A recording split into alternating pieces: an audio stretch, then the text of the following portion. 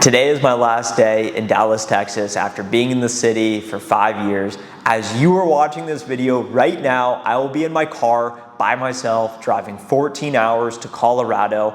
Believe it or not, the Airbnb I'm staying at over this next week is on a literal mountainside, 100 acres of private property, stunning views of a valley, no Wi-Fi, no reception, no electricity. I won't be looking at my phone. I'm not gonna open my laptop. I'm not gonna plug in a satellite to access my email.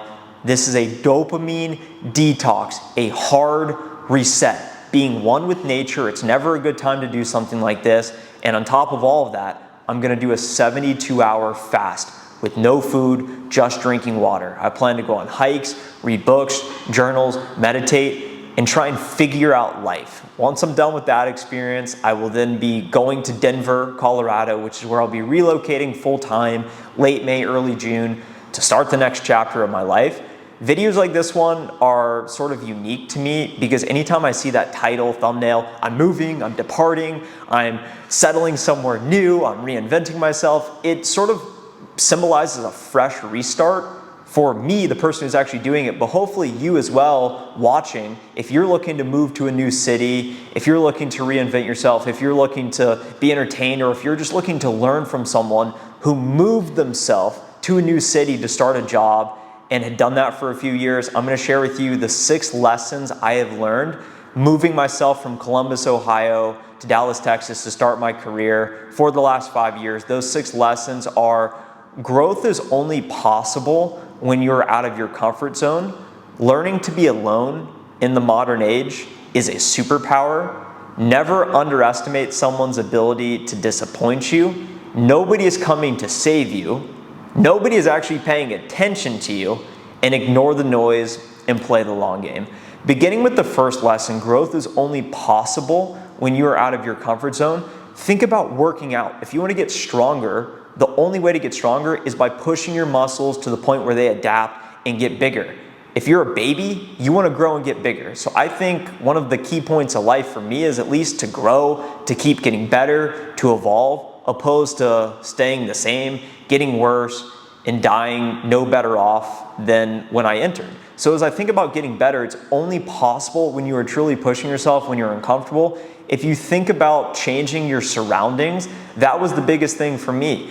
I spent the first 22 years of my life growing up Columbus, Ohio, had a set group of friends, thought I kind of knew things, was in a stable, comfortable, middle-class lifestyle, and I knew I had everything provided for me, but I thought, hey, if I want to get ahead in life, if I want to try and prove myself, if I want to try and get rich, I need to move somewhere new, meet new people, learn skills. So my dream was to get a sales job in a big city outside of Ohio. I wrote that dream down every single day, morning, night, and believe it or not, I started to take the actions to get job interviews, to read sales books, to then eventually get a sales job at a big tech company outside of Ohio. And that gave me a reason, a mission to then leave everything I ever knew in Ohio, the comfort zone, to move to Dallas, Texas, which is the non-comfort zone, a place where I didn't really know anyone, brand new city, and prove myself. And then when I got here, I always wanted to live in a downtown apartment, in a nice view, in a nice spot. And I now find myself in a beautiful $2,700 a month apartment, 14th floor, sauna, steam room, cold plunge, hot tub in my building, amazing views out there, and I feel like I accomplished what I came here to do. And the only reason that was possible is because I was willing to change my surroundings and I was willing to get out of my comfort zone.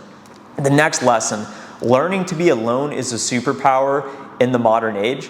I saw this article on LinkedIn the other day talking about loneliness. And I think a lot of people out there watching right now are lonely, including me at times.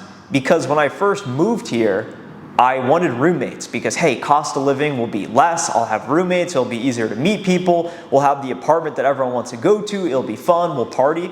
But the problem with this is when you're always around other people, at least for me, I found that I started to sacrifice my self-interest, what I actually wanted, in an effort to appease what I thought other people wanted me to actually do. For example, when you're living with roommates and young guys, for example, because I can relate to that, that was my experience, the expectation is hey, on Sunday we're watching football games on all day. On Saturday, we're gonna pregame and go out to the bars.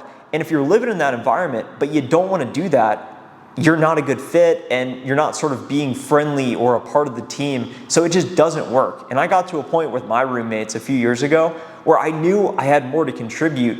I knew I wanted to get better, but in that environment, I simply couldn't. So I had to move in by myself. So the last few years I lived by myself, and learning to be alone, naturally I recharge by being alone, so I enjoy it, but at times it's incredibly lonely because you're forced to look inward and look at yourself, and there's a lot less noises influencing how you see the world and how you think about yourself. So in that time period, I no longer had any excuses as to why it was not a good time to start my YouTube channel, why it was not a good time to start posting on LinkedIn, why it was not a good time to go all in on my career. And as a result of going all in on myself, removing the noise and focusing, willingly being a little lonely, it allowed me to monetize my YouTube channel, to promote 6 times in my career, to start making money online, and to be in a position to now move to wherever I want in month-to-month Airbnbs, not having to worry about money and having all the time in the world to focus on myself.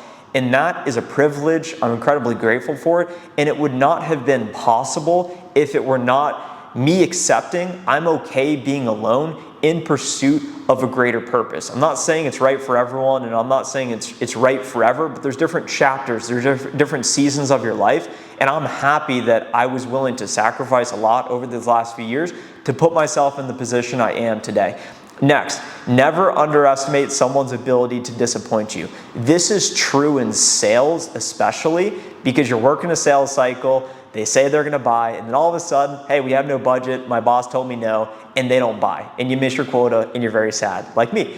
In real life, my first year, I had 2 roommates. We had the best spot. We were having a blast the first few months, meeting so many new people.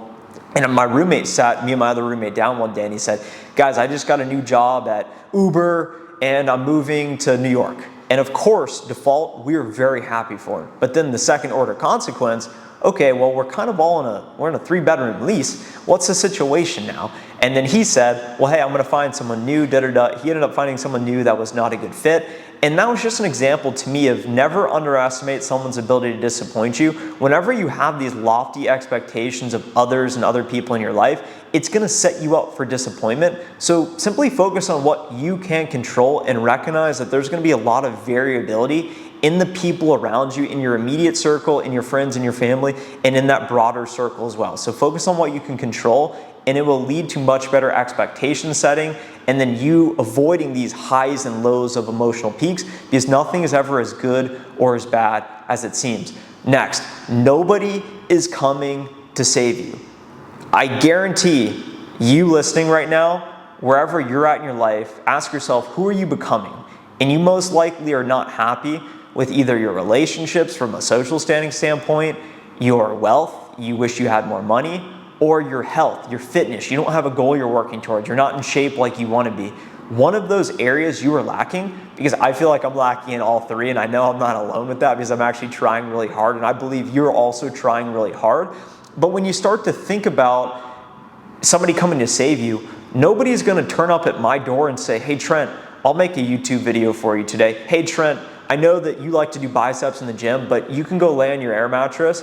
I'll actually go do the biceps in the gym for you. Hey, Trent, I'll go talk to that girl for you and set it up for you. Nobody is going to come show up and care more about the outcomes you want in your life than you will. So if you are truly serious about change, you got to get to a place where, hey, nobody's going to come do it for me. I must impose my will and do it myself. And that's why I need to move, because I feel like I started to get too comfortable here. I started to expect everything that could happen to be true. I knew where to go. I know where to eat. I'm just too familiar with the area. So I need variability. I need change. No one's going to come say, hey, it's a good time to move to Colorado. I consciously said, I'm moving to Colorado. I'm going to go off the grid for a week so I can really think about what I want and go reset. No one's going to come do it for me. I have to go do it for myself. Next, nobody's actually paying attention to you. Early on, when I first moved to a new city, I was worried about what I was wearing, how I was perceived by other people, and you're in these circles where everyone's talking, everyone's on social media. I make TikToks, and I know that people make fun of my TikToks in group messages with one another. I'm not in any of the group messages. I'm someone who gets paid to get attention. Think about this. I post on social medias to get attention. My biggest problem is I don't get enough attention. I don't even have social medias on my phone. That's another point. But most people don't do things because they're too worried about what other people think about them, especially when they think about starting their personal brand, posting online. The first question is, how do I deal with other people that make fun of me or other people that disapprove of the actions I'm taking? I'm here to tell you, nobody is paying attention to you.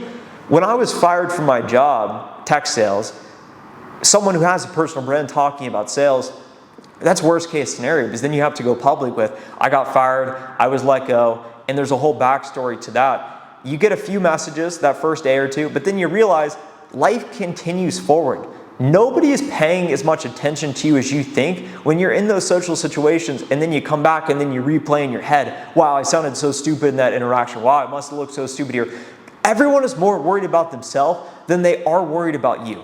And that's at least my reasoning, my justification as to why I need to take more risk and I put myself out there, because frankly, I know that no one is actually paying attention to me. And if people were paying attention to me, then I would be much more wealthy than I am today, because money follows attention. So if you are serious about getting attention, then put yourself out there and try and monetize it.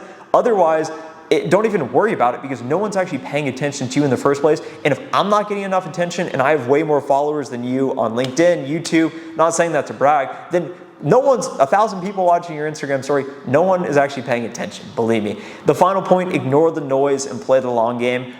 The reason this quote matters to me is a very successful CEO in a past life that I used to look up to. He would always say this quote. And to me, the quote means in tough times, it's just staying alive. Especially think about the tech environment, in tech sales, interest rates increasing, very challenging environment to sell. If you can get good in tough environments, then when it's a good environment, you'll absolutely crush it.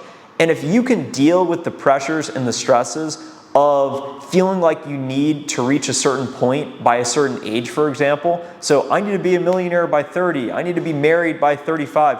We often set these lofty goals with unrealistic expectations that are time-bound to create all this pressure on us. And I've been doing that for a long time. And I don't know if it's worth it thinking about it like that. I still think goals are important, but just don't worry about any exterior or external pressure. Anyone thinking you should do something or feeling like you have to do something by a certain date just to be viewed by society as acceptable, I'm here to tell you it's nonsense. And it's okay to ignore all of that and just be patient and recognize that your time is coming. I know for a fact my time is coming. I believe so long as you are trying as hard as you can, your time is coming as well. So ignore the noise, play the long game. We have a very long time to execute, and realize that there's not as much competition as you may think. When I'm sitting in the sauna, these guys are on their phones watching these short videos time after time. Most people are going through the motions in life, and they have no ability to actually think introspectively and think for themselves. They're being programmed by all of these exterior sources, the news, what other people tell them to do, their friends, their social circles. So there's actually much less competition than you may think out there. So whenever you do identify someone that you really respect, you really admire, look to that person, don't resent them for their success, and ask yourself, how can you learn from them? How can you build a relationship with them? How can you help them be more successful? And that to me has been the main growth that has allowed me to propel myself forward, because I now have certain relationships with people that are also in the game, that are also playing it at a high level, that we're now making money together, and it's now possible for me to live the lifestyle I do. Thank you guys again for all the support over these last few years. If it weren't for you, what I'm doing today would not be possible. I hope today's video was entertaining and hopefully helped you think about some of these different points in your life as it relates to my life a little bit differently. I look forward to sharing with you my learnings from this off-the-grid experience. So make sure you're subscribed to the channel now with notifications on, not to miss that video update in the next week or two. And I'll talk to you soon.